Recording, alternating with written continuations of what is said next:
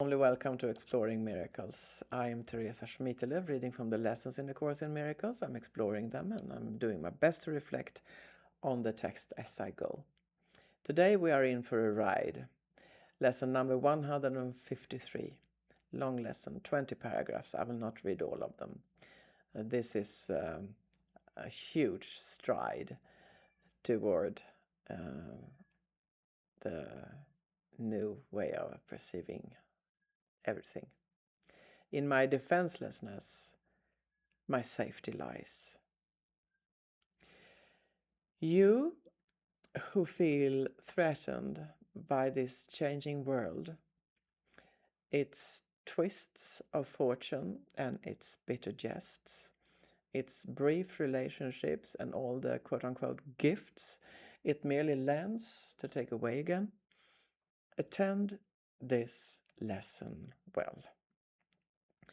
The world provides no safety. It is rooted in attack, and all its so-called gifts of seeming safety are illusory deceptions. It attacks and then attacks again. No peace of mind is possible where danger threatens thus. The world gives rise but to defensiveness, for threat brings anger. Anger makes attack seem righteous, reasonable, honestly provoked and righteous in the name of self-defense. Yet is defensiveness a double threat, for it attests to weakness and sets up a system of defense that cannot work. Now are the weak still further undermined, for there is treachery without and still a greater treachery within. The mind is now confused and knows not where to turn to find escape from its imaginings. I said I should reflect in the end, but I have to breathe a bit because this is such a clear lesson, and what is to come is even more radical. This is good because we are in for a big stride, as I said, of shifting. We know, as we have come to lesson number 153 already, we know that the ego has a grip on us, but here in paragraph 3, we will really get it if we ever doubted it. It is as if a circle held it fast. We're talking in the mind, the ego mind now, that thinks that it has to defend itself. It is as if a circle held it fast, wherein another circle bound it, and another one in that, until escape no longer can be hoped for, nor obtained.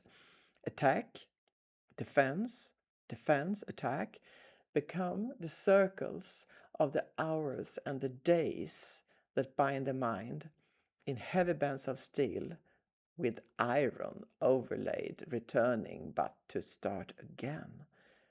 There seems to be no break nor ending in the ever-tightening grip of the imprisonment upon the mind.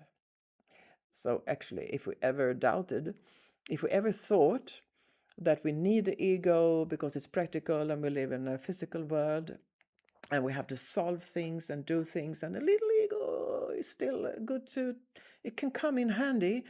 We can be in Christ consciousness, but the ego can come in handy now and then. That is not the information we are gifted with in A Course in Miracles. If we ever doubted it, it will be clarified in this lesson. Defenses are the costliest of all the prices which the ego would exact. In them lies madness in a form so grim that hope of sanity seems but to be an idle dream beyond the possible. The sense of threat the world encourages is so much deeper and so far beyond the frenzy and intensity of which you can conceive that you have no idea of all the devastation it has wrought. You are its slave. You know not what you do in fear of it. You do not understand how much you have been made to sacrifice, who feels its iron grip upon your heart. I will continue. I will jump to paragraph 8 because, as I said, it's a very long lesson, and I think it's clear now that if we are in for this shifting, we just forget about the illusory way of looking at the world as a place we have to defend something that is called ego. Paragraph 8, we will not play such childish games today as defending the ego, like, yeah, I have an ego, so, because we are actually given the image that we are tired children going, I want to fight. Yeah, no, you're not. So we will not play such childish games today, for our true purpose is to save the world. So let's grow up, and we would not exchange for foolishness the endless joy our function offers us. We would not let our happiness slip by because a fragment of a senseless dream happened to cross our minds, and we mistook the figures in it for the Son of God. Its tiny instant we mistook for eternity. Okay, we are really shaken here. So, wake up, wake up, wake up. If there ever was a wake-up call, here it is. All right. I will jump to paragraph 15, and then I will do some reflections. Today we practice is important. Today we practice in a form we will maintain for quite a while. As I said, we are going, taking a huge stride here into the rest of the workbook, so we better do it, We will begin each day by giving our attention to the daily thought as long as possible. 5 minutes now becomes the least we give to preparation for a day in which salvation is the only goal we have. The only goal we have.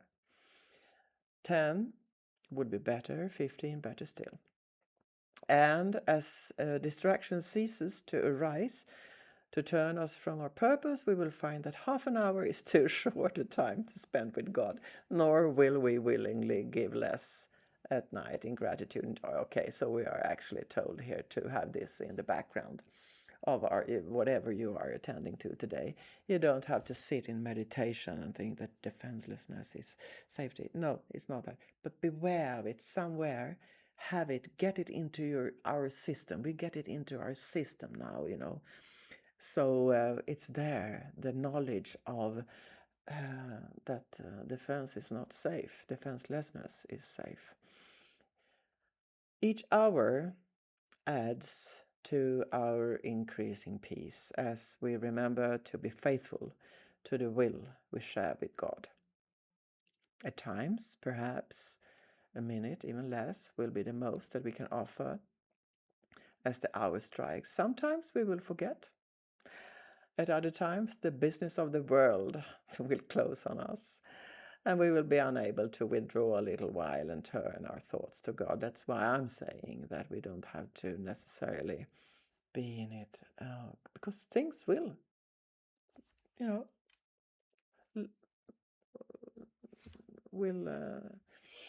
catch our attention. But if we have this in the background all the time, we will get it into our systems. Paragraph 17, where I'm closing now.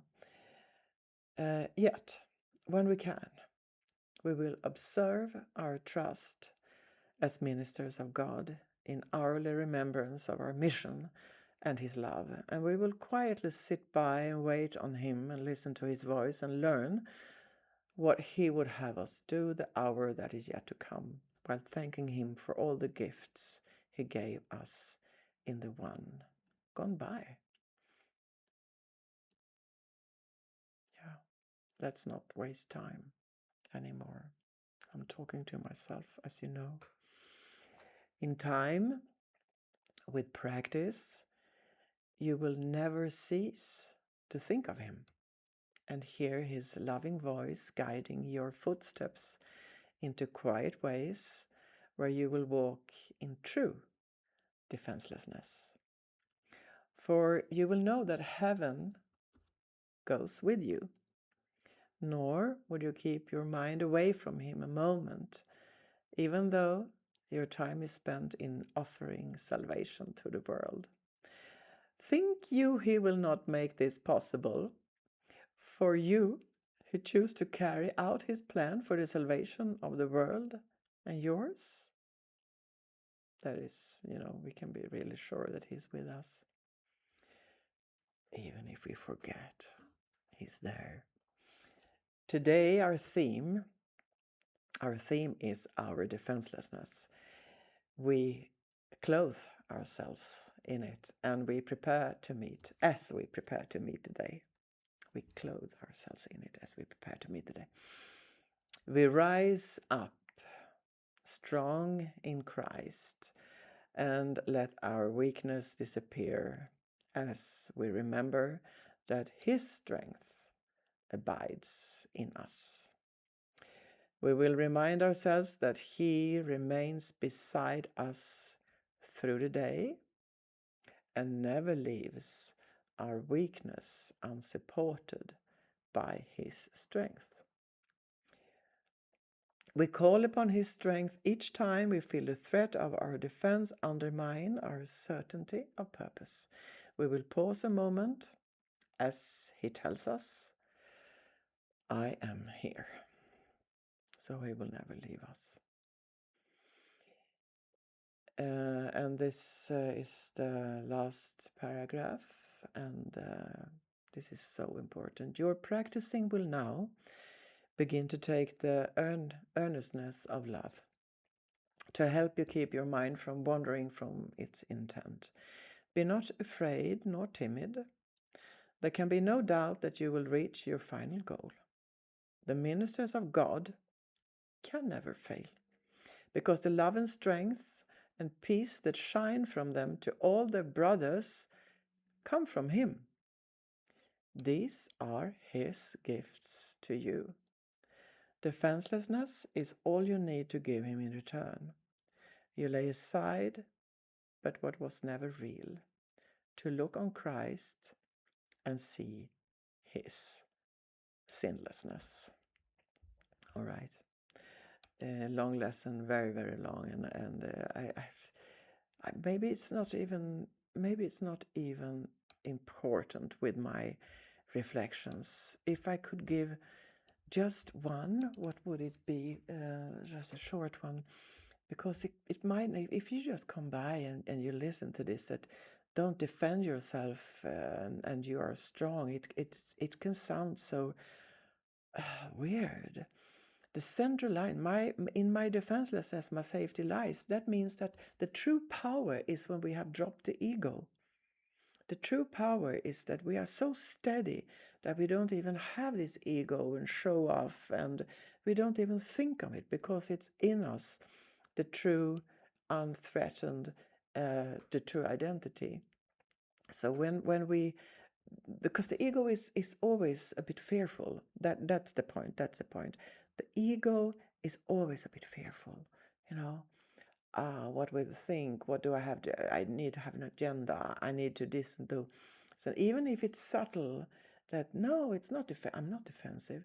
It is a bit, because it wants to be in charge. And as long as we want something in us, not us, but something in us, the ego, wants to be in charge and wants to be strong and wants stuff, it's not true power. So we are helped here to notice when we feel that we have to guard something. And so when we, as I said in the beginning, I hope I did, this is not about dangerous situation. It's not about threatened situation. This is about a new state of mind.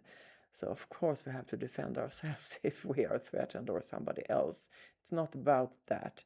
This is about the shift of being inside. Yes. Thank you so much for bearing with me through this the longest lesson ever. Thank you for stopping by. It's very valuable for me to read this out loud and have others listening. And see you soon.